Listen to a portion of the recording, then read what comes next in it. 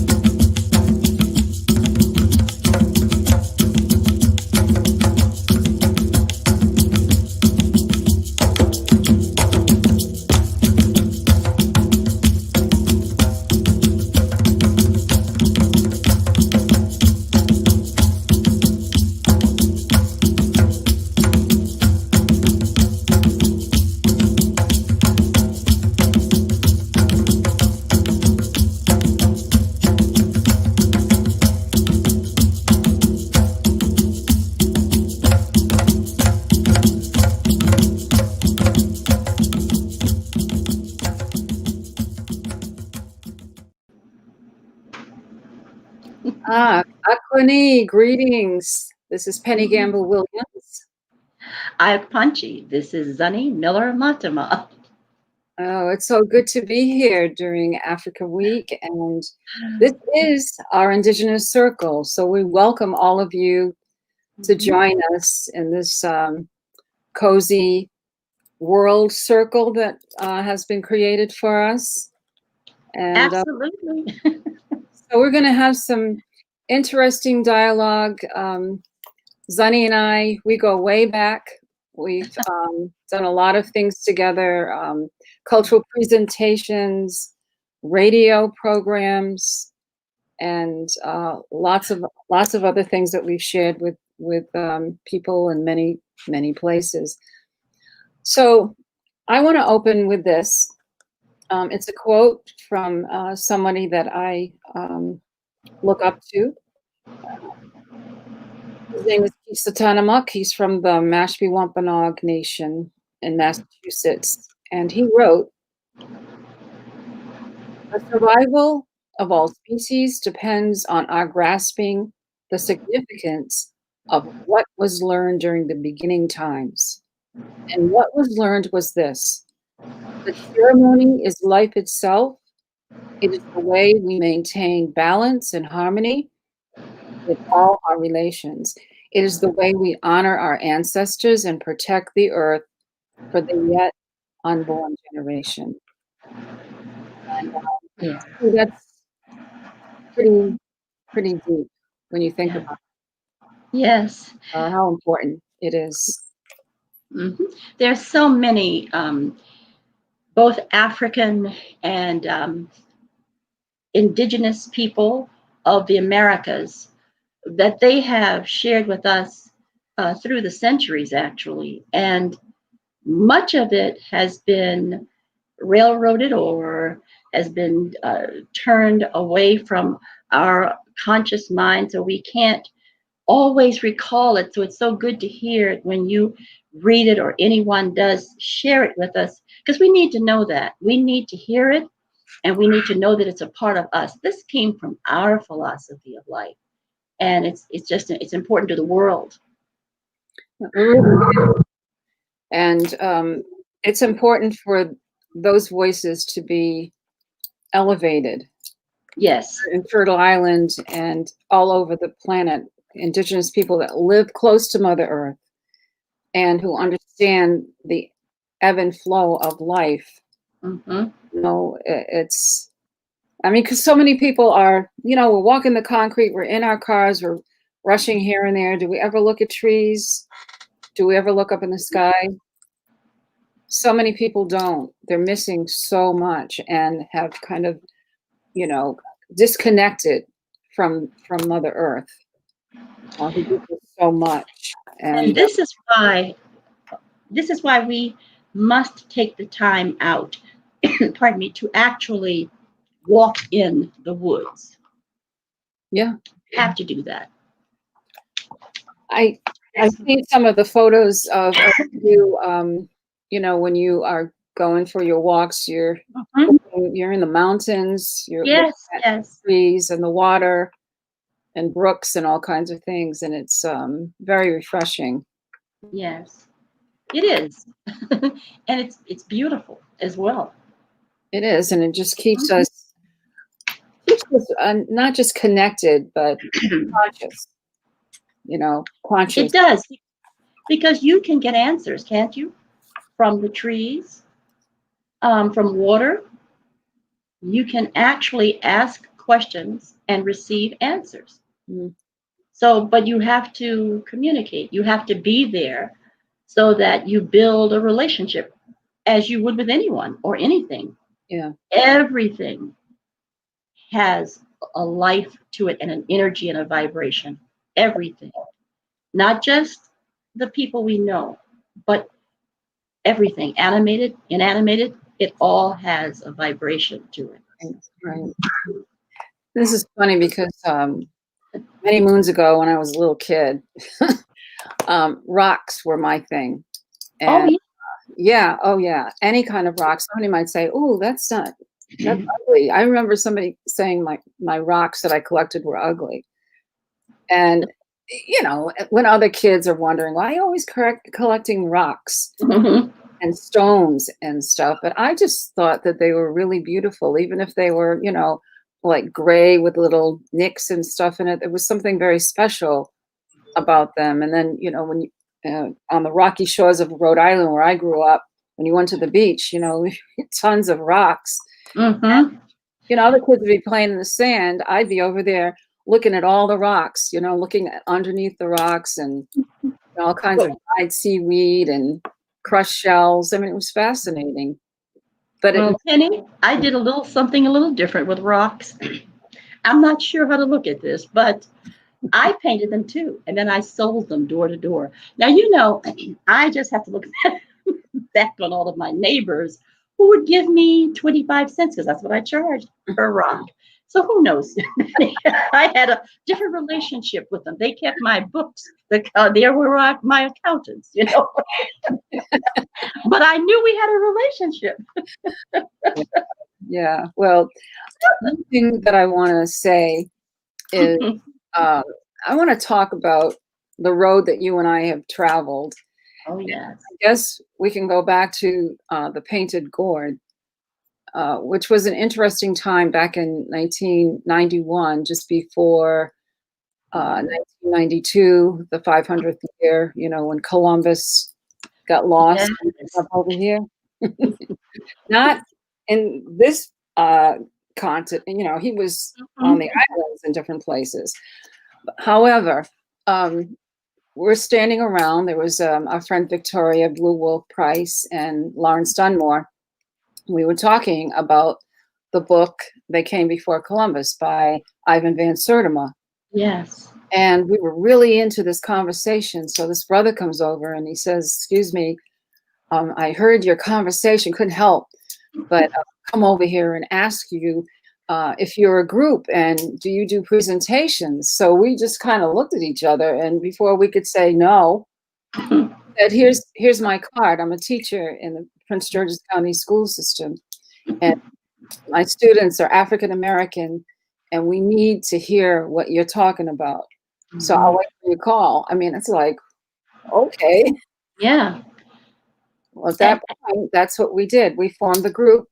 We got in touch with you, Yeah. and we were on the road.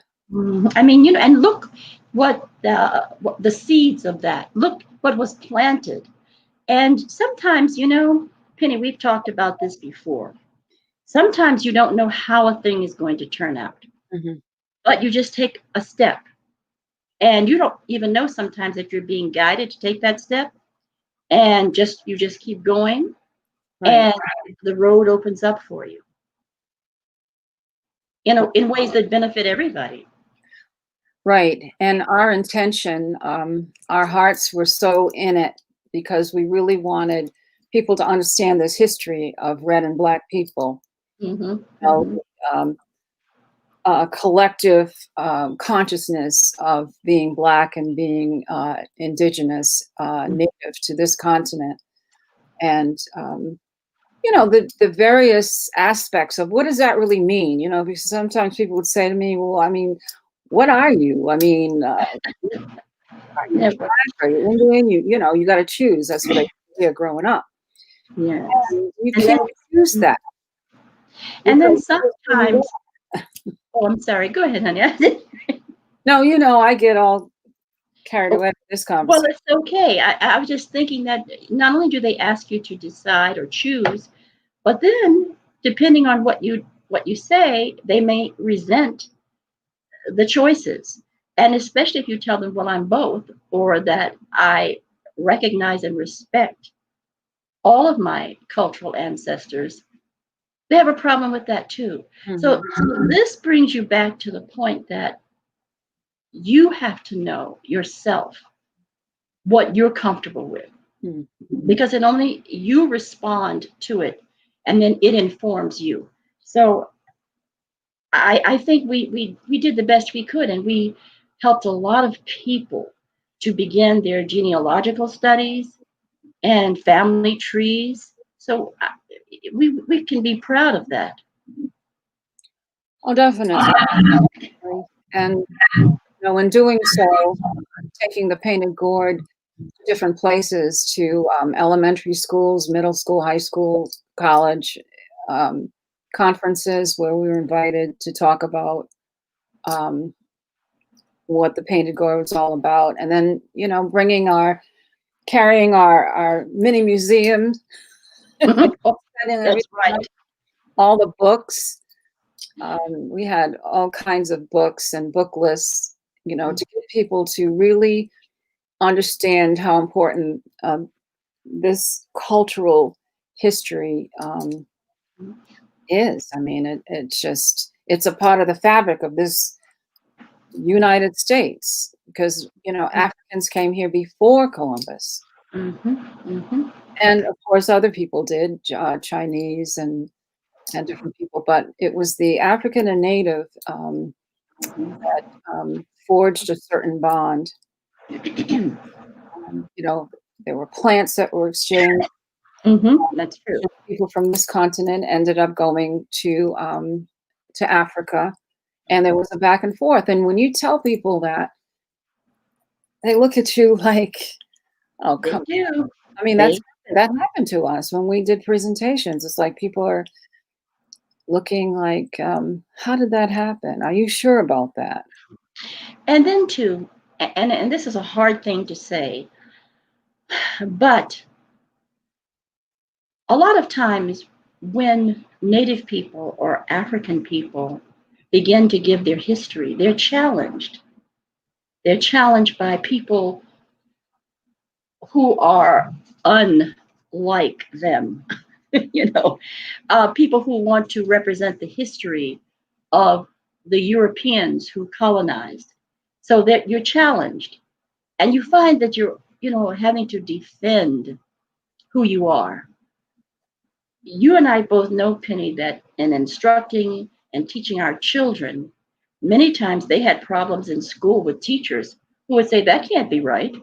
Mm. That's not true. And I only had one teacher, and I have four daughters. I only had one teacher who, in the whole time that my children were being given information of things you and I, Penny, were researching, did one teacher tell her that's not true, that's a lie.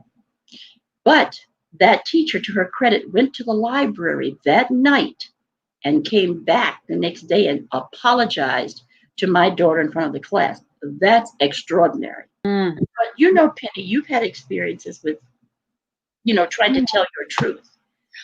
I know. I'll share that story.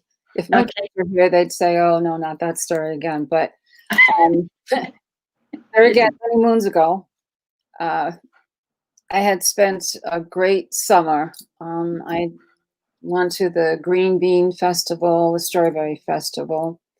Uh, Went to the Cape, New Bedford. It was like, this is what we did in the summer. So New Bedford to visit family, and then over down to the Cape, and over to Martha's Vineyard Island, and then get back, and not every year, but we'd go to August Meeting down in the Narragansett territory in southern Rhode Island. So that particular summer, I'd done a lot of things, and so when it was time to write about what you did this summer, as the teacher would say. I was just writing away. And when it was my time to stand up, because I was kind of shy and I didn't really want her to call on me, but I really wanted to, read my little summer vacation little essay. So I stood up and I read it. And when I finished, I went back to my seat. And, some of the fellow students, they were like, wow, And she comes over, puts her hand on my shoulder and kind of squeezes it. Mhm. And she says, it's not nice to tell stories like that. You know how the New England Indians are dead. Mhm. Like, what do you do with that? As a kid, I see how I got real small in my chair and kids were snickering and stuff. So when I went home, I told my mother, she pounded the table and said, never let anybody tell you who you are. She really admonished me. Next day, she went to school with me and had a little talk with the principal and the teacher. But that was eye-opening for me. I think it was in the 5th grade. And that made me determine to make sure that my story is heard and people believe that my aunties and my grandfather, they were Wampanoags, Chappaquiddick Wampanoag, and they do exist. They're not dead. No, they're not. And as long as you live and your children live, the stories will perpetuate and people will always be informed. I guess that people would be, the general public in some cases might be better or feel they'd be better off if they didn't have to hear all of these stories. You know that recently in the news, there has been an attempt to squash the history of the first enslaved people. And I can tell you this, and this is really something. I was shocked. At one point, I taught a master's class for teachers. I won't say in which county or which state, but when I finished with the lecture on the royals of Europe, many of them came to me and said, I don't believe what you've taught because I've never been taught that before. What that really meant was, I've never been taught by someone that looked like you. And I don't know if I can believe someone that looks like you versus the other teachers that look like me. That's really what they were saying. And yet we have to teach it anyway. I don't recall ever hearing any history taught about Native people in elementary school or in high school. Did you, Penny? I never heard any. And the only time I became acquainted with my own history and listening to people who were going to recreate it was in college. And frankly, it was when we got together as a group. And that's sad. And even now, I taught world history. Even now, it's not being taught. The only thing you know about Native people is that they were there. They were there when European explorers and colonists came. They were there. What did they do? We don't know, you know. So that's why it's important. Well, you hear about the Indian Wars, and you hear about the Trail of Tears, Oh yeah. just briefly, but you don't hear about King Philip's War in New England, or Mhm. a lot of the other Sand Creek, Mhm. me. A lot of things are not mentioned, or the first longest walk of the Navajo being removed. So there are so many things that people just don't know about this country. And as we heard uh, President number 45 say recently that there needs to be, what is it, patriotic That's right. Only courses in history, patriotism. Yes, patriotic history. That's um, it. being taught. What on earth will that look like? I don't think it can happen. Well, you know, Penny, I've thought about that since he said that. Here's what I'm thinking, that even if he's capable of getting that through, this is where after school and Saturday classes come in. Other ethnic groups do it, and we may have to do it too. I understand that there are some people who have both Native American and African ancestry who, again, are afraid to choose. They're afraid for their children to be singled out. Well, I have news for all of them. Your children are already singled out simply by their appearance. So now, what are you going to teach them in terms of making them proud of who they are so that they can go forward and and you know, celebrate it? You keep their little heads up and know who they are. Yeah, I think that, you know, with my kids when they were in school, a lot of times I was very involved with the PTA and stuff, and I remember at the elementary school when I went to um, enroll them, Mm-hmm. it was really funny. The first thing I asked was about the PTA, and the principal looked at me and said, "We don't have a PTA Oh. anymore." So I was shocked because had been involved in the PTA when our older kids were at that school. So I just stood there and I said, I don't understand. And so another mother, we were all there talking, Hmm. looking at this principal, like, how could you not have a PTA? Hmm. Anyway, she said, well, if you all want to do it, it's fine. If you want to bring the PTA back, help yourself. That was her attitude.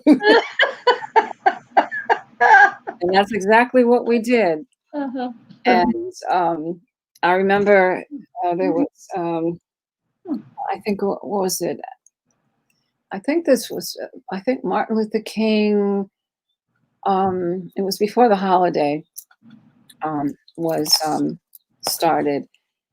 And so the first thing I thought, okay, we have to do something about that, Mm-hmm. because they weren't doing anything about it, talking about Martin Luther King. So it was just things like that, you know, that you had to kind of push it, make it happen.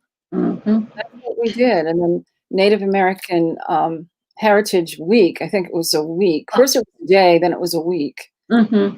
Mm-hmm. So I got busy with that, and I convinced the principal that, you know, they had this big glass case with, you know, books and different things. And I said, can I bring some things in and set it up, you know, for Native American Heritage Week? There again, she said, help yourself. Mm-hmm. Well, Well, I had to. The only thing I could do along those lines was just as my children grew up, or even when they're in high school, I would go into the schools and give presentations, just what you're saying, and talk a lot about the heritage. And it has really, it helped them because they knew that there was support for who they were. As we, you know, went along with the painted gourd, red and black voices, we encountered a lot of people who needed to hear it, wanted to hear it, but didn't have the words to express it themselves. So, by our performing and sharing our histories, both television, radio, we sort of built a sacred mound. You know, we talk about the sacred mound with the Choctaw people from Mississippi and Alabama, and that sacred mound can somehow also be extracted and be applied to all of the knowledge. We put all of our knowledge, just like the Choctaw people who followed Chata from the west into the south. We could pack our knowledge on our backs and then put them in a sacred mound to, you know, not so much to be worshipped, but again, to be able to touch it like a stone that means so much to us. So, you know, we just had a lot of fun. we had a lot of fun when we were giving these performances and these programs. And the joy came from us sharing with each other and then sharing with the audiences because they had plenty of questions. Many times they had plenty of questions. And it felt good to be up there, didn't it, Penny? It felt good to be in front of the audiences and for them to feel something that we were giving them that was important. Yeah, it was exactly Yeah. the. I remember we performed at the National Portrait Gallery. Do you remember that? I do. Yeah, and that was quite a night, and just so many other places and schools. Howard University.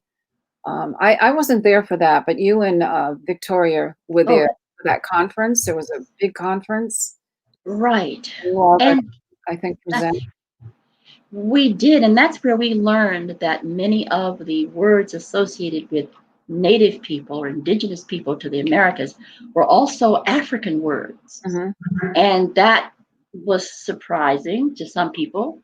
But as we learned more, we realized that there were a lot of Africans here. Penny, do you remember when we had the show where this young man, it was, I tell you what it was, the session that we had where we invited someone from the Census Bureau to come on, remember? Oh, yeah. And we had invited her because we thought that she would clarify for us how people began to be identified as African Americans, since there was this, huge category of white. I don't know whether it was Negro at that time, but Black, etc. And at one time there was Scottish Americans, Irish Americans, French Americans, all of that. All of a sudden that just became white. So we were excited. We thought we were going to really pin this down, get this question down. And then this young man called in with a distinct African accent.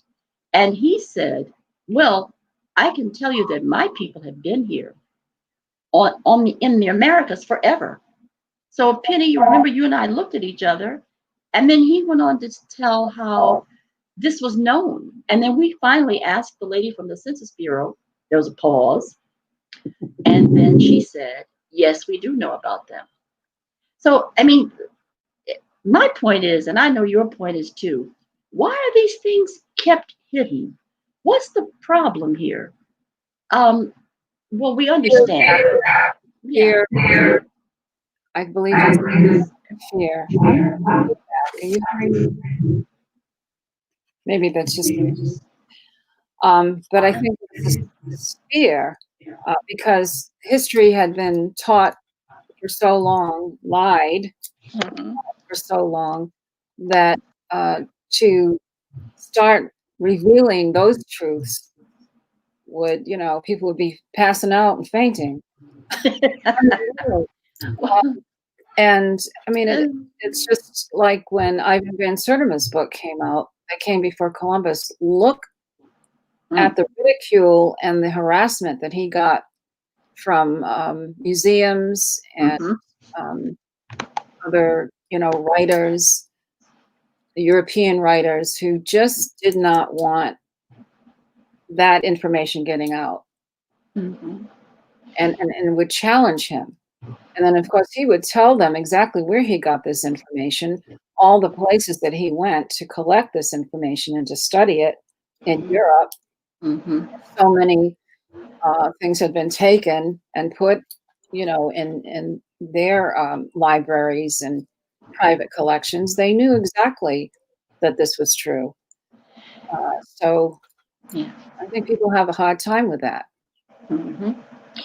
And then also, a lot of times you would hear in school, well, nothing much came out of Africa, the native people here in the Americas, they were quote unquote savages. So, there was nothing much going on until we as Europeans came and gifted these people with our culture and knowledge.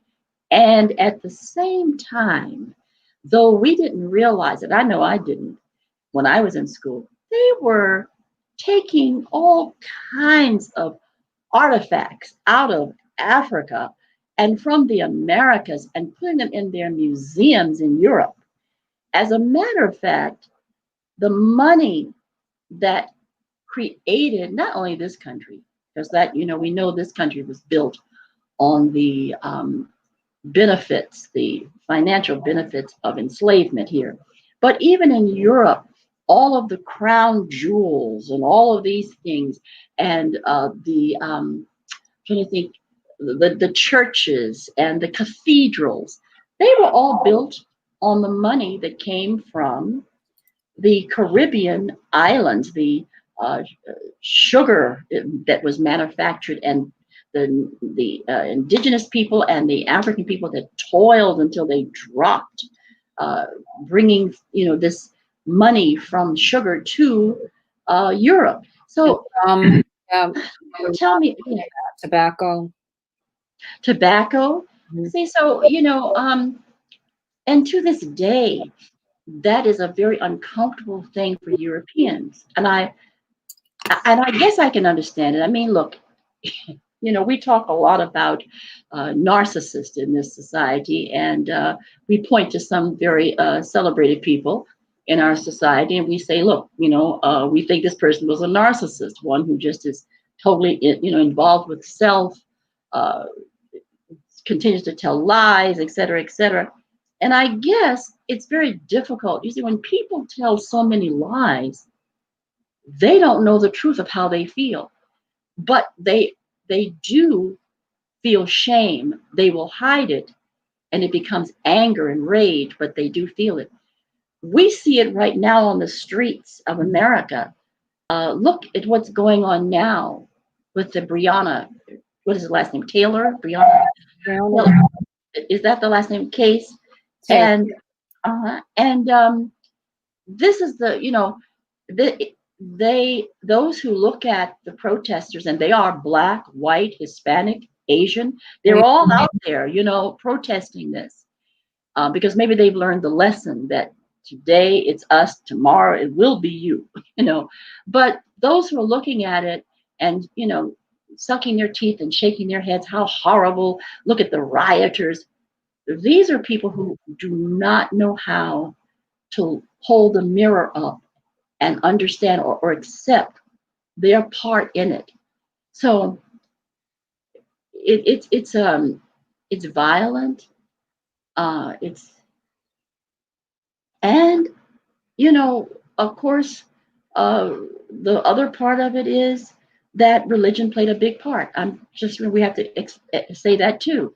Religion played a huge part in forcing indigenous people and even African people, even today in Africa, forcing them to accept a religion that was foreign to them.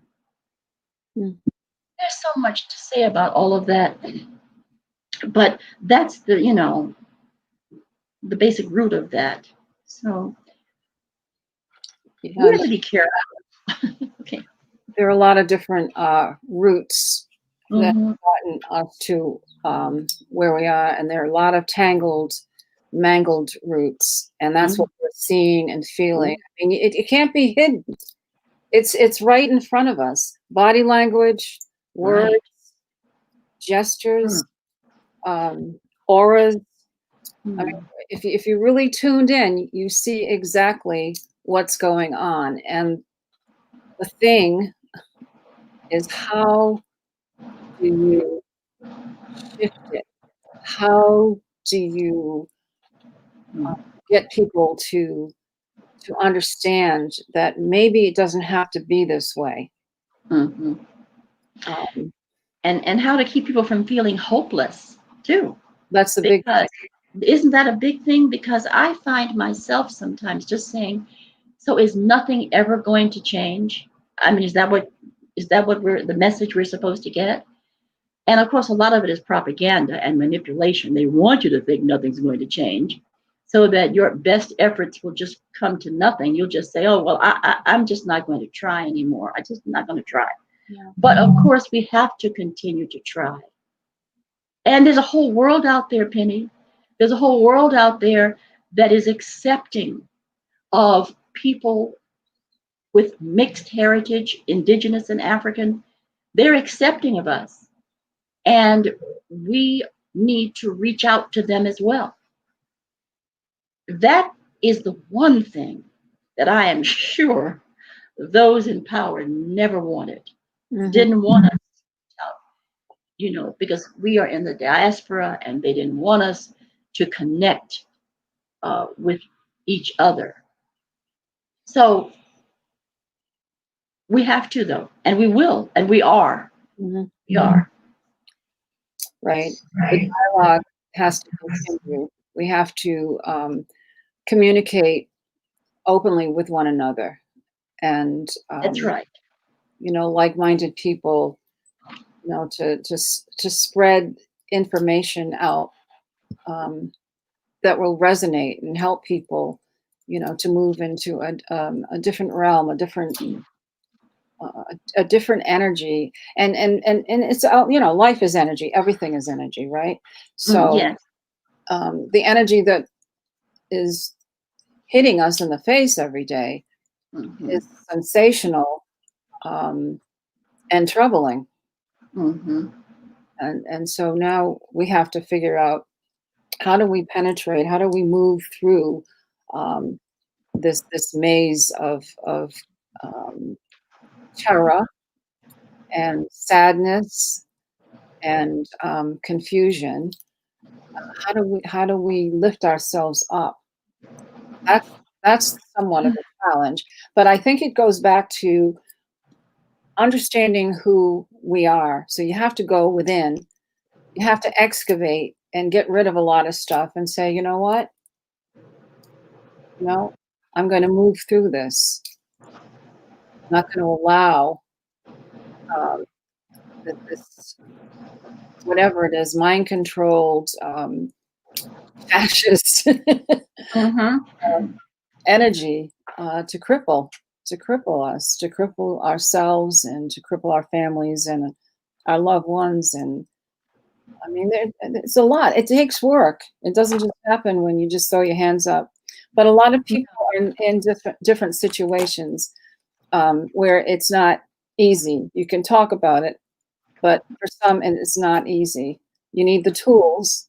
You need to figure out. I mean, look at the people in California and Oregon and Washington State who are dealing with fires, and in Brazil, in Bolivia, and in Australia. I mean, the wars that are going on, destruction that's happened.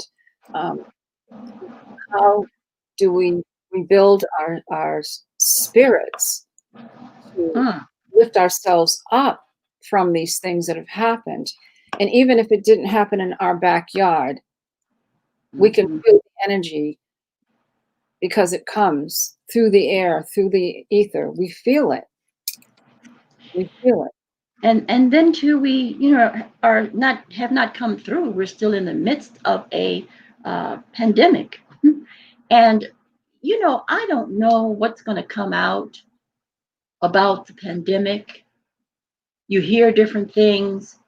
There was a woman, I believe, from Korea that says that the COVID-19 was created in a laboratory.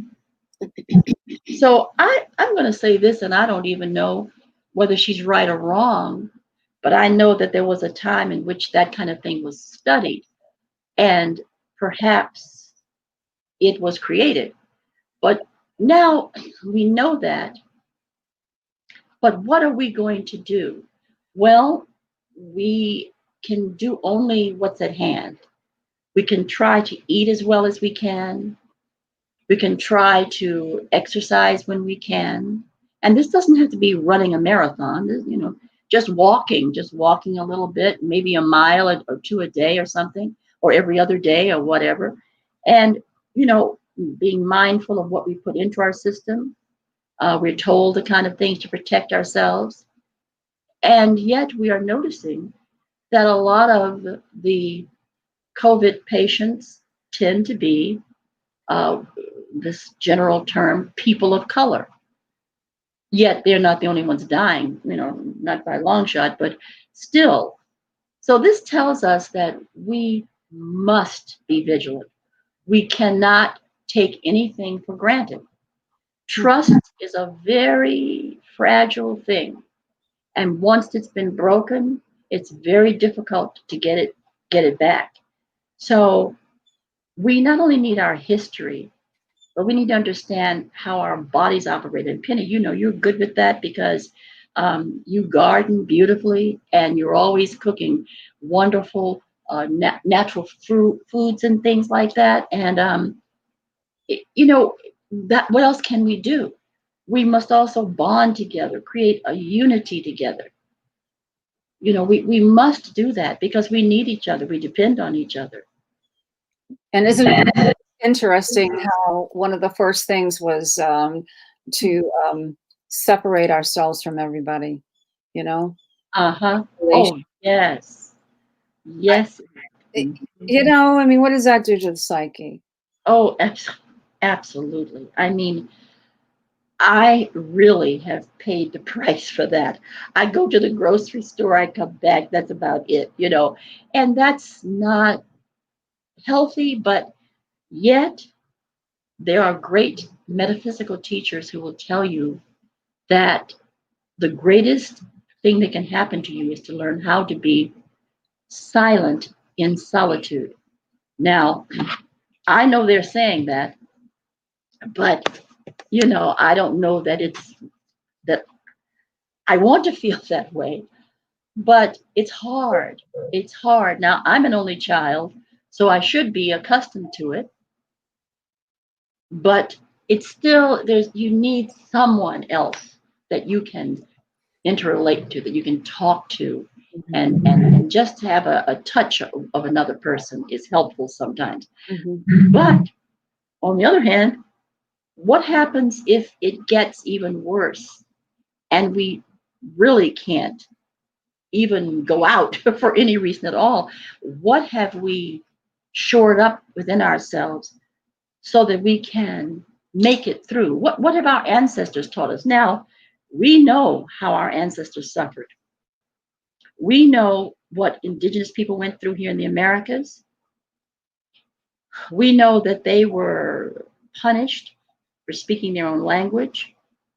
We know that they were taken from their families. And even though they were with other students, that wasn't very helpful because it's not like they were with their parents and they couldn't speak the language and they were brutally punished if they did. But they learned there are recovery techniques that you learn sometimes the hard way. But by studying these things, it's hopeful that we will learn because it's not over. This is one pandemic. I don't know that this is the end of it. We keep hearing that there's more coming. Maybe there is, you know, but we have to be all okay with that one-mindedness that connects us to the universe. We just have to. Mm. I'll say, Yeah. because yeah, the universe, the earth does not belong to us. We belong to the earth and the universe. And once we get used to understanding and knowing what that means, the better perhaps it will be for our survival, you know, for all of these different things that we're being tested with. Um, but yeah, I mean, you have how many grandchildren? 15? Oh, let's see. Oh, that who knows by now? But no, that I would say I think they're 13. Yeah, 13. I got you beat by one. I got 14. Well, Really? two of them are great grandchildren. Right. 12 Oh, well, children and 2 great grandchildren. And and I I really miss them. 4 of those. I know you. I miss. Listen, I tell them every week. I'm coming down there. I just want you to know. I don't care. I'm coming down there because some of them live quite a distance away, and I tell them I'm coming down there. But then, you know, my granddaughter says, you know, she calls me Chupka. She says, Chupka, I just want to tell you, I work outside of the home, and I would hate for anything to happen. You know, But every week I say I'm coming because I really want to. I want to go. I want to see them. I want to hug them, and you can't. Hmm. So thank goodness we have Zoom, we have Facebook Messenger, there are all kinds of things we can have that help us to really see each other. Yeah. But you have to have an intuitive sense. Meditation is important. It definitely connects you with people. You have all kinds of relationships that are helpful and beneficial to you, and you have to take advantage of them. But you're right. This was really something to tell people: separate, and do not have any kind of physical contact with other people. Even when you're out, you don't have much because you have to, put your mask on, and you're afraid to touch anything. So, isn't this interesting? I know. I wonder, is this a test? Um, I mean, not by the people who think they're putting this on us, so to speak, but what kind of test is this?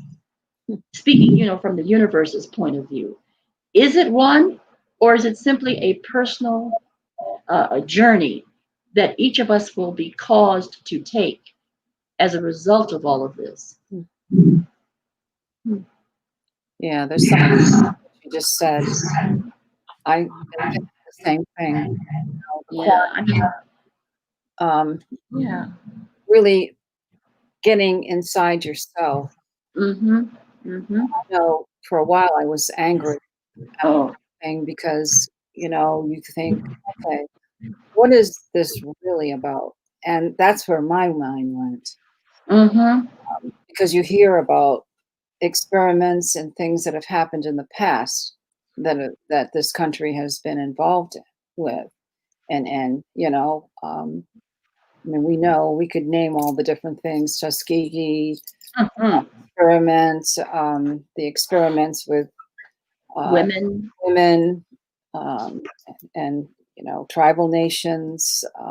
There's that book called Medical Apartheid. Oh, yes. Oh, All those I. things. And so, when this came up, it just didn't seem normal. It seemed like, okay, what's really behind it? That's just how I feel about it. Mm-hmm. Um, I've listened to different people who have opinions about it that are scientists and who have worked in labs and understand exactly what all these things mean. And so, you put it in your head and you say, okay, all right.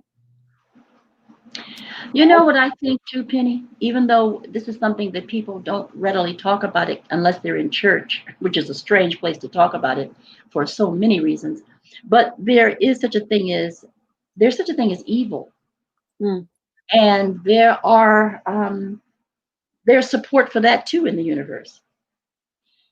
And so when I say evil, I don't mean the devil and all of that, but I just mean that evil is something that happens from within.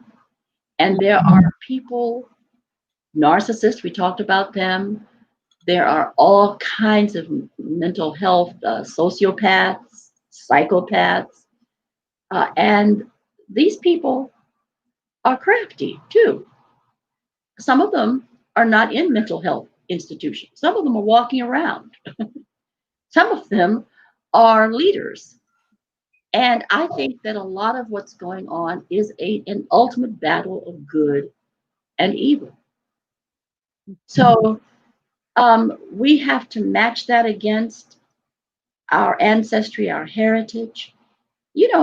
Long time ago, Africans would communicate not only with the drum, which they did beautifully until it was outlawed among the American colonies, but and on the plantations, but they could also send messages from mind to mind. Now you can practice that, and you can achieve it, you can build it, because I know with my children, I started them out very young, using just pictures, and with those little pictures, they would look at them for a little while, or I would look at it for a little while, and then I would send the picture to them. And they became quite good at giving me, a lot of good details about those pictures. Or we'd go to the grocery store or the bank, and sometimes the teller or the cashier would say, "Is it okay if I give her a lollipop?" They don't even say those things anymore, Penny. I just thought about that. They don't even do that anymore. But anyway, at that point they'd say, is it all right with you if I give her a lollipop? And I'd say, "Sure, but before you give it to her, hold it in your hand." And of course, they would look at me like, "What in the world is going on?" And then I would ask whichever daughter I had with me, "What color is that lollipop? What flavor is it?" And 9 times out of 10, they had it just like that. And I'd say, "Now you may give it to her." And they were like, "Oh, but there wasn't there was no magic there. That's just practice, practice." So we need that now, especially now. Yes, we do. It's about going back to the basics and what we came here into this world with, that knowledge, that Mhm. universal knowledge. And That's right. it kind of gets lost, but babies understand. They do. You They know? certainly do. Babies are just the most wonderful things because the little beings, they tend to know much more than we think they know, or that we can understand. And if you want to try something, now this was before it became popular, but my daughter, and I don't want to say how old she is now, but let's just say that I think she must be 40. And let's just say that when she was little, I tried this whole thing of writing words. I'll bet you did this, Penny, writing words on little 3x5 cards. It could say telephone, it could say mama, it could say house, it could say anything. And I would show them to her, and to show you the minds of infants, of babies, they could look at it, and you put them all down and you say, "Find me house." And doggone it, they can't pick it up. How do they? I can see Robin, my youngest daughter now, crawling all around the floor. I had all of these cards, maybe like 100 of them, all over the floor. And I would say, "Okay, find telephone." So what happens is there are two things. One thing is good, one thing is not so good. The one thing is, before the children who can do this go to school, like kindergarten, they already can read, which is, sometimes good, sometimes not.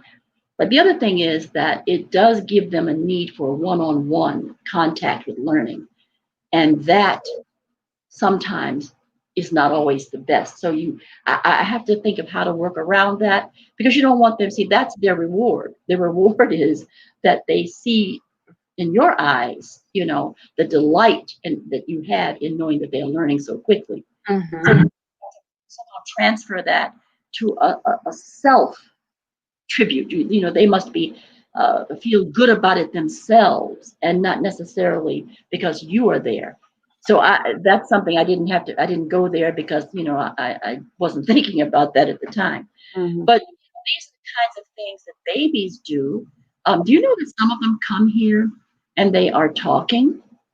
I know that sounds crazy, but again, I had a granddaughter that was talking in the what do you call it, the little bassinet.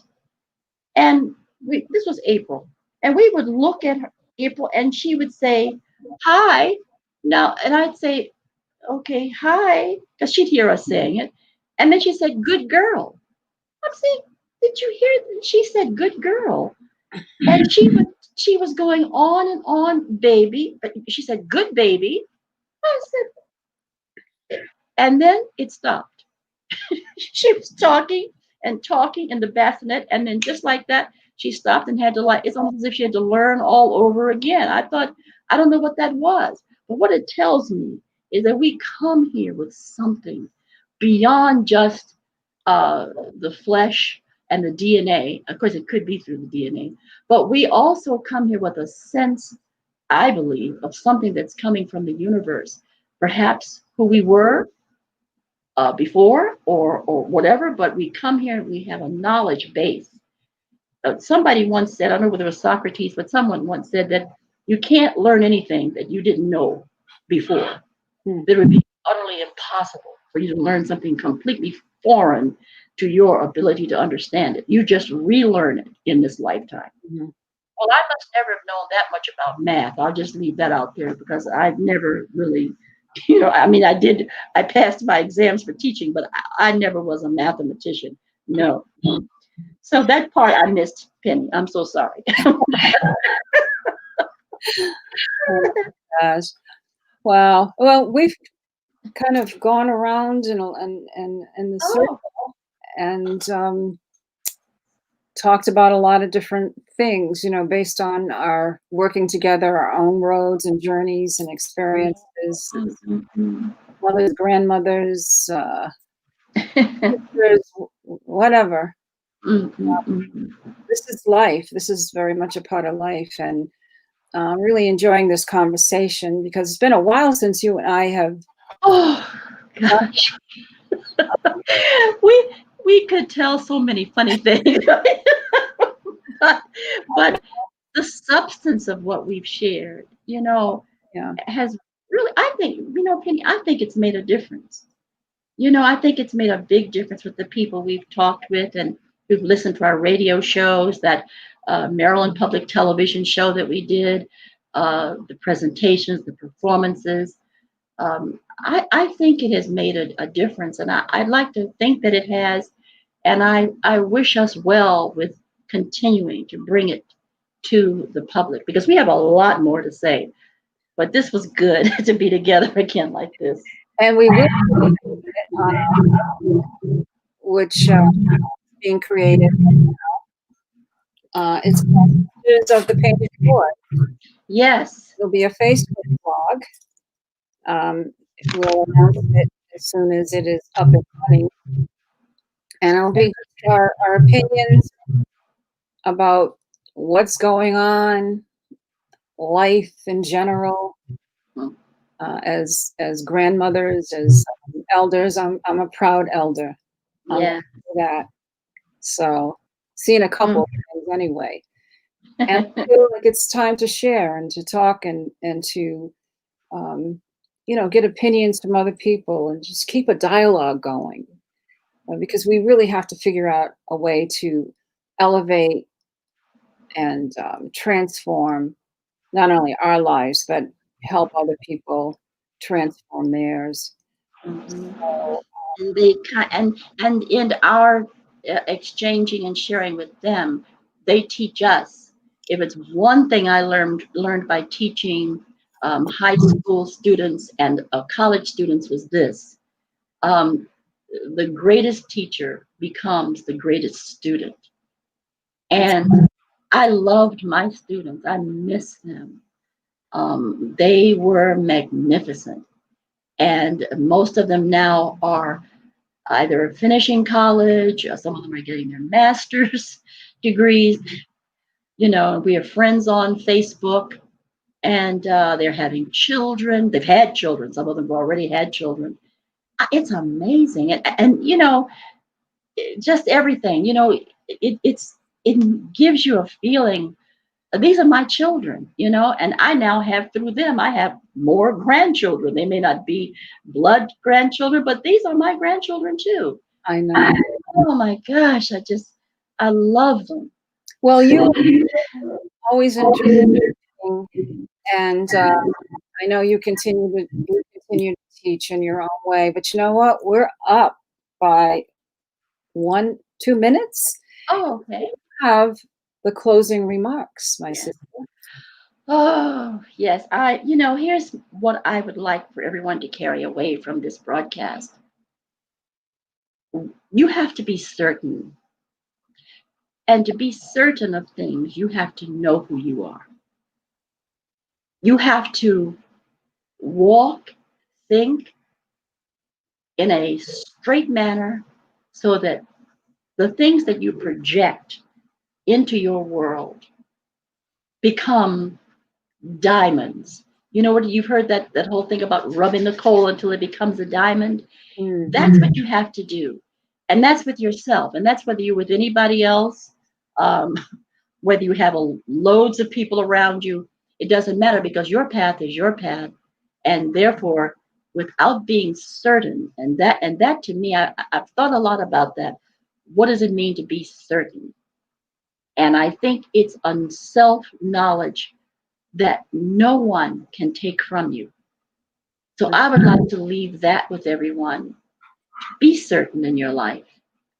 Know who you are, and don't let anyone turn you around from that. Wow.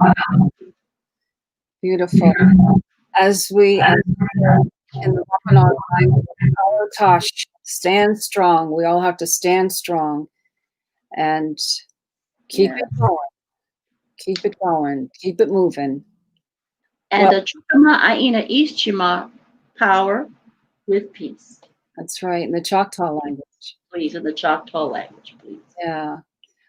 Well, Katavatosh, Zani, and I give thanks for this Africa Week. It was really wonderful to be a part of this. Well, it is, yes. Yeah. And I love you all over there at Africa Week. Thank you so much. Peace and blessings until we meet again. Wonish. Achukama.